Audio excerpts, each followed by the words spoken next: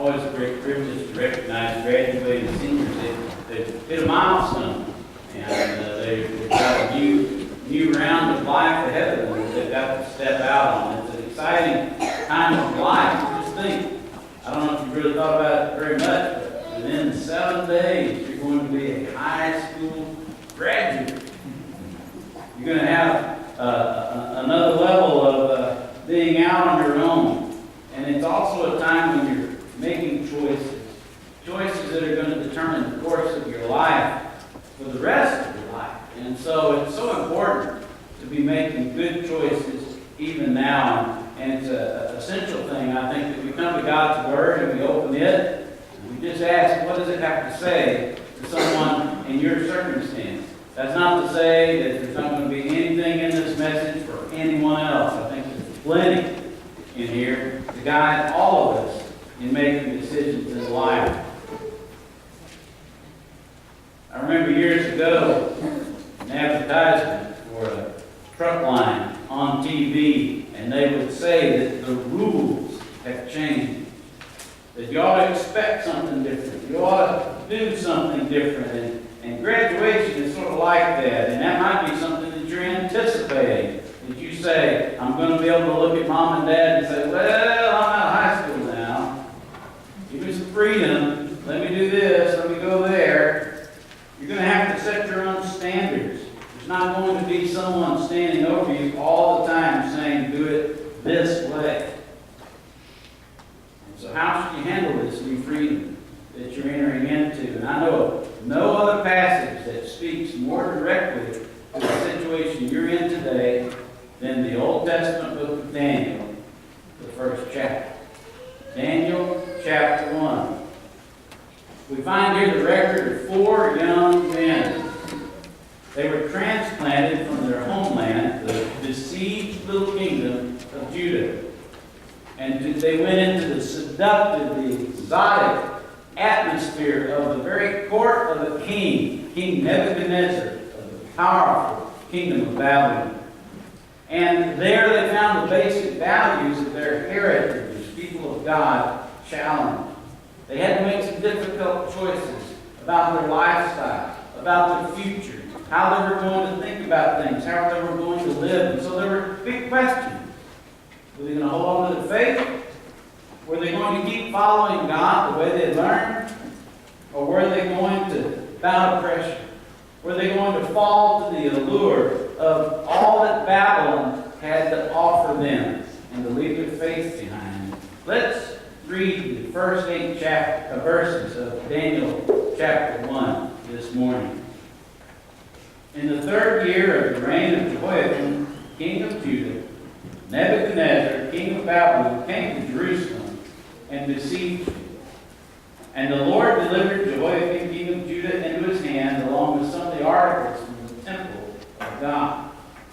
These he carried off to the temple of his God in Babylonia, and put in the treasure house of his God. Then the king ordered Ashpenaz, chief of his court officials, to bring into the king's service some of the Israelites from the royal family and the nobility, royal young men without any physical defect, handsome, showing aptitude for every kind of learning, well-informed, quick to understand, and qualified to serve in the king's palace. He was to teach them the language and literature of the Babylonians. The king assigned them a daily amount of food and wine from the king's table. They were to be trained for 3 years, and after that, they were to enter the king's service. Among those who were chosen were some from Judah: Daniel, Hananiah, Mishael, and Azariah. The chief official gave them new names. To Daniel, the name Belteshazzar. To Hananiah, Shadrach. To Mishael, Meshach. And to Azariah, Abednego. But Daniel resolved not to defile himself with royal food and wine, and he asked the chief official for permission not to defile himself this way. As we look at this passage this morning, we consider what it might speak to us, especially to you graduating from high school. Let's first look at these young men in terms of their background. about where they were coming from. I referred to Judah, their homeland, as a besieged kingdom, and that was putting it mildly. The city fell because of the siege, where the army surrounded it, and they starved the people until they were so desperate, they were so weak, that they were able to make entrance. But for over 300 years, since the death of King Solomon, their nation had been going down. There had been a division of the kingdom of Israel between the north and the south, and things had been on a slow decline. The northern kingdom had already fallen, and this is the southern part of Israel. What was left of it, and those last years had been spent as a servant nation to other kings and kingdoms. They had to make huge payments, ransoms, if you will, over and over again to other kings. And the throne of Judah itself, who was king on it, that had actually become a source of turmoil. Some kings were murdered by their rivals. Others were just puppet kings installed by foreigners who said, this person's the one I picked to rule over you and do my will. And by the time that Daniel and his friends were carted off to Babylon as captives, Judah had become a place that you wouldn't be very eager to call home. Nebuchadnezzar had begun military operations against Judah years before, while he was still a general in the Babylonian army. And now, as the emperor of Babylon, he returned. He conquered the city of Jerusalem after that siege I mentioned a few moments ago. He put yet another puppet king on the throne. He raided the treasure houses of the palace, of the temple, and he deported all the best and the brightest of the people of Judah to his country. And that included the 4 young men we're talking about today. It was a pretty rough situation. 2 Kings 24:14 says that when Nebuchadnezzar was through with Jerusalem and Judea, that only the poorest people of the land were left. He worked it over. So it could be said in reality, Judah had ceased to exist. Later, even the cities would be destroyed. Daniel, Hananiah, Mishael, and Azariah, they really no longer had a place to call home. That's the situation they were in. But then let's look how they found themselves, what was going on next here. It must have been exciting when they're chosen to participate in a special program Nebuchadnezzar had devised. Look again at verse 3. Then the king ordered Ashpenaz, king of his court officials, to bring into the king's service some of the Israelites from the royal family and the nobility, young men without any physical defect, handsome, showing aptitude for every kind of learning, well-informed, quick to understand, and qualified to serve in the king's palace. He was to teach them the language and literature of the Babylonians. The king assigned them a daily amount of food and wine from the king's table. They were to be trained for 3 years, and after that they were to enter the king's service. And Nebuchadnezzar was a wise fellow. He knew that if he did not get the hearts and minds of these people turned his way, it would be constant problems for him. They would be conspiring. They would be plotting. They would be looking to overthrow, to sneak away, to go back to their land. And so he came up with this idea. He would choose the best of all the young men. He would spend time putting them through a 3-year program that would eradicate their old heritage. He would make them his own advisors. And in the end, his aim was they would be just as Babylonian as he was. If there's a more natural parallel to what happens when a young man, young woman goes off to college in all the Bible, I don't know what there is in right. Think about it for a moment. Nebuchadnezzar chose the cream of the crop. Colleges tried to do the same. He planned to inundate them with all sorts of knowledge, and ditto for a university, right? He was going to fill their bellies and minds with all sorts of rich and exotic fare, unlike the things they had known back home. Likewise, a big part of college life involves experiencing firsthand all sorts of things that mom and dad never shared with the kid. And so here are these 4 young men, fresh out of their besieged, starving, backwater kingdom, brought to the big city. They're free from the watchful eyes of their parents in their hometowns. They have spread before them the rich and exotic fare of the king's own table. And to seal it all, even their names were changed. You see, their names weren't just names like we would give. Their names were reminders of the God they had served. And their names were changed to different names that spoke not of the God of Israel, but the gods of Babylon. For example, Daniel. Daniel means God is my judge, the God of Israel. Belteshazzar, his new name, said, may Bel, a god of the Babylonians, protect my life. Hananiah means God has been gracious. His new name, Shadrach, is command of Aku, the moon god of the Babylonians. Mishael means who is what God is. Meshach, his new name, who is what Aku is, the moon god. Azariah means Yahweh has helped. Yahweh is another name for the God of Israel. Abednego, though, refers to a Babylonian god, servant of Nebo. It used to be that when someone would call their name, they could think of their God. And now, even that is taken away from them. How are they going to handle all this change? What had happened was that the whole world had been placed before them. And one of the things sometimes we say to a young person graduating high school or graduating college, they'll say, the whole world is your oyster. You pearl inside. Do whatever you want to do. And that's what these men are facing. The old rules don't apply. Leave those old hick beliefs of your nation behind. Become wise and cosmopolitan like us.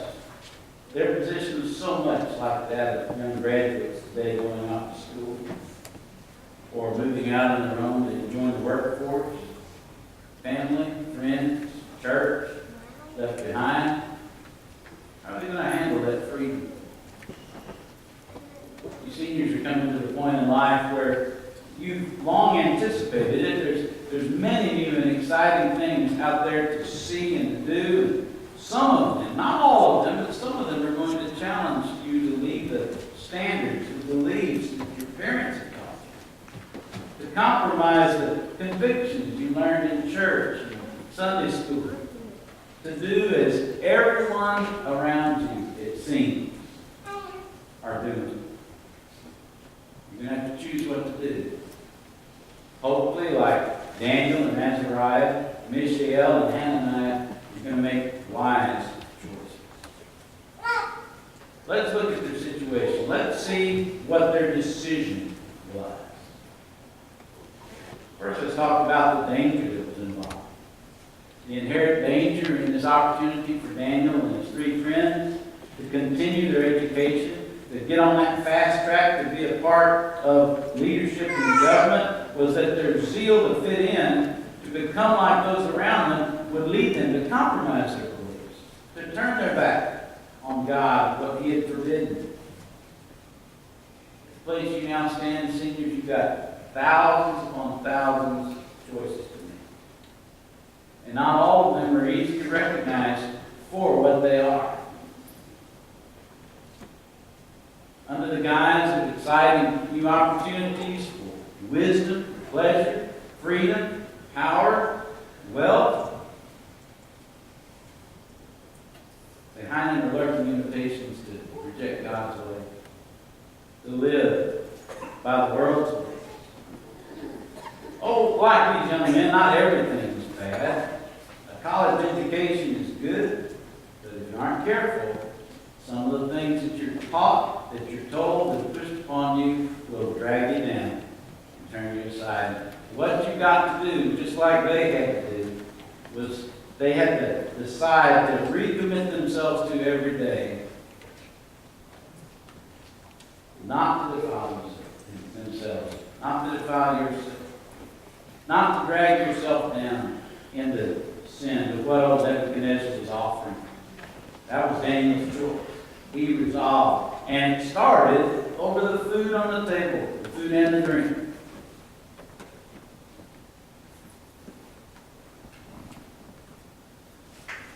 Not going to defile himself. Well, how was he going to go forward? What was going to lead them? Well, the next thing that they did is they relied on divine knowledge. They relied on divine knowledge. You got to know what you believe. You got to know why. That little book you received today will help you with that. What does the Bible say about? And there are a lot of things in there to look at and say, God, what, not what is the public opinion poll, what, survey says. What does the Bible say? That's what I'm going to do. Now, this is a decision that can be successfully kept only really if you know what you believe and why, by trusting Jesus as your Savior and Lord. You need His Holy Spirit living in you. And if you belong to Jesus, He does. He will guide you. Ask for His help. Search God's Word. Listen. And He'll lead you. Thy word have I hid in my heart, the psalmist writes, that I might not sin against you. You need to develop a habit of looking at God's Word and letting it lead you. Rely on divine knowledge. Also, Daniel and his friends, they took individual action when it became necessary. The sort of decisions we're talking about here are going to require some action. Some kindly saying, no, I'm not going to be a part of that. There are going to be times when you have to go against the flow. When you're going to have to say, even if every person I know does something I know is wrong, I'm going to choose to do what God desires instead. And that is tough. It requires individual action. You got to stand up and say, I'm unique. I belong to the Lord. And while like these other guys and these other girls, I'm a part of this group, yet I also belong to the family of God. Make an individual choice. That's not to say that you are completely on your own. You shouldn't be on your own. What else enabled these men, these young men, to be strong was that they depended on their mutual support for one another. They depended on their mutual support for one another. The sort of decisions we're describing here are made much easier if you make sure you have some believing friends. Not merely who pay lip service to God, but who earnestly seek to walk in His way. And you might be going off, some of you have mentioned you're going off to school someplace.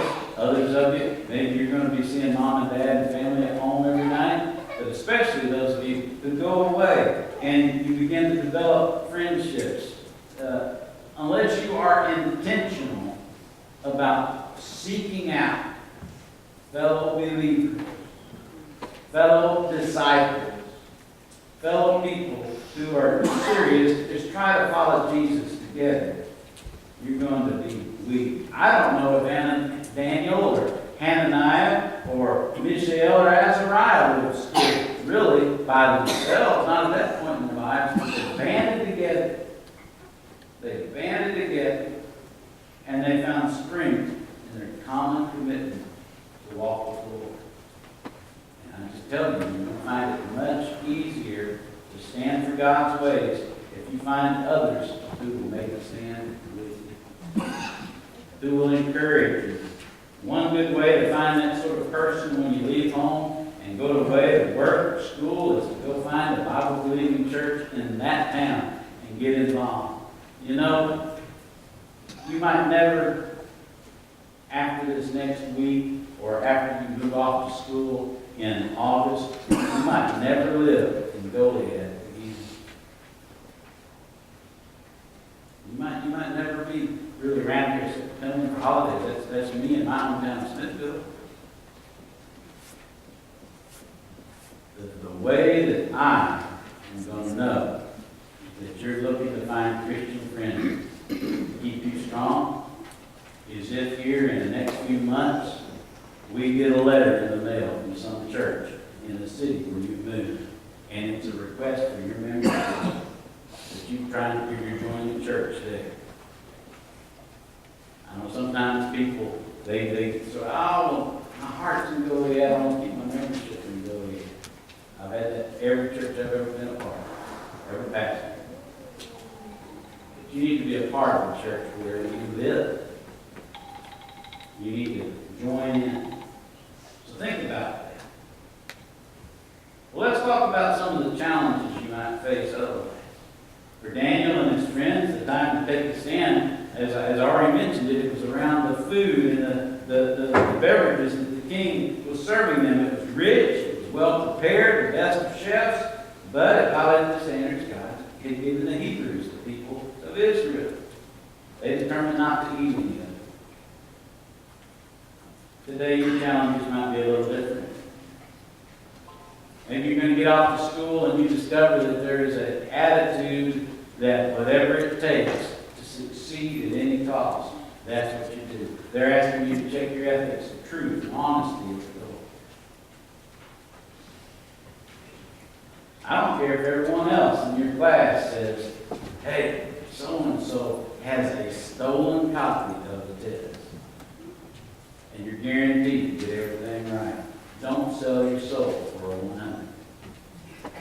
Do the work. Do the work honestly.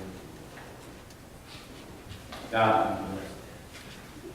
Maybe your big temptation is going to come in the area of sex, because everyone's doing it in some way or another. Seems to be the slogan on some college campuses. That doesn't give you a license to compromise God's standard for sexual purity. Your big temptation might even come in the classroom, especially if you're going off to a state college or university. There are professors in those schools who totally, absolutely reject the Christian faith. And they not only reject it for themselves, but they look to shame students into doing the very same thing. There are going to be things that you're going to learn that are going to challenge your understanding. And depending on how they're put, they can challenge your faith. Let me give you a little word. This might be something you want to write down as you go forward in the future. All truth is God's truth. All truth is God's truth. If it's truth discovered under a microscope or through a telescope, all truth is God's truth. There are questions about how you think about, how you reconcile it with your faith. But other than those people who have rejected Christianity and they've accepted science as their faith, that can be done. Those people are going to tell you you've got to reject Christianity to be a good scientist. No, you don't. No, you don't.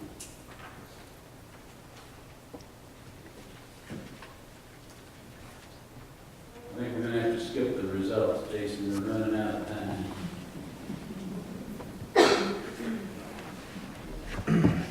Take some time to read the rest of chapter 1. And you're going to see how this situation resolved itself. How these young men were perceived to be in a better situation, better condition, more intelligent, more prepared than any of these others who had given themselves to the program, to doing what the king said. One thing that we close with is this. Don't understand this to be a simplistic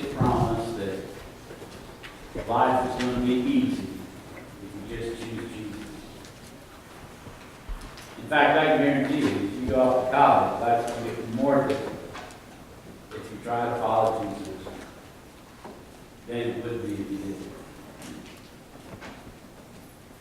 There are going to be tests and challenges. How do you face it? Look at God's Word. Make individual choices, but also have some mutual support. You can make it through. The very first step, though, in a life that God blesses, a life that is able to do this, is to put your complete faith and trust in Jesus Christ as your Savior and Lord. Have you ever opened your heart to Him? Have you ever opened Him and invited Him to live within you, to fill you with His Holy Spirit, to direct your very paths? It might be that what some of us need to do today is to open our hearts to Him fully and unreservedly. Say, Jesus, I believe You got the Son. And I don't understand everything, but I believe You died for me. You bore my sin on that cross. You rose again from the dead, that I might know there's victory over death. Lord, come into my life, lead me, teach me, strengthen me, help me make right choices. And thank You most of all that You are my Lord. One last word for those of you who get off and get sucked in. You get sucked in to denying your Lord, so to speak, to doing what everyone else is doing. There's another story in the Bible, the Gospel of Luke, about a young man who did that very thing.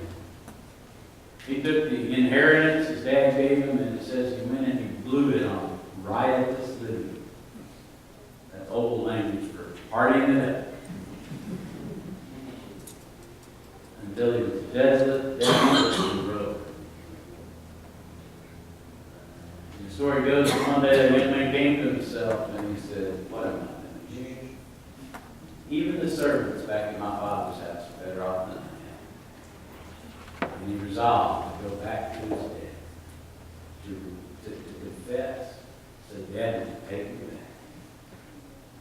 And when he went back, he wasn't taken back by his dad as a servant, which is what he expected, but as a beloved son. One of these days, you come to yourself and you go, "Man, I got off at college or wherever, and I blew it." Come back.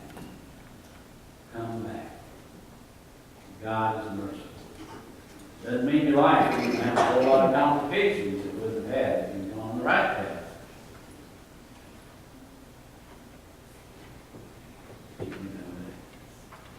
Let's stand together and sing. You respond to that.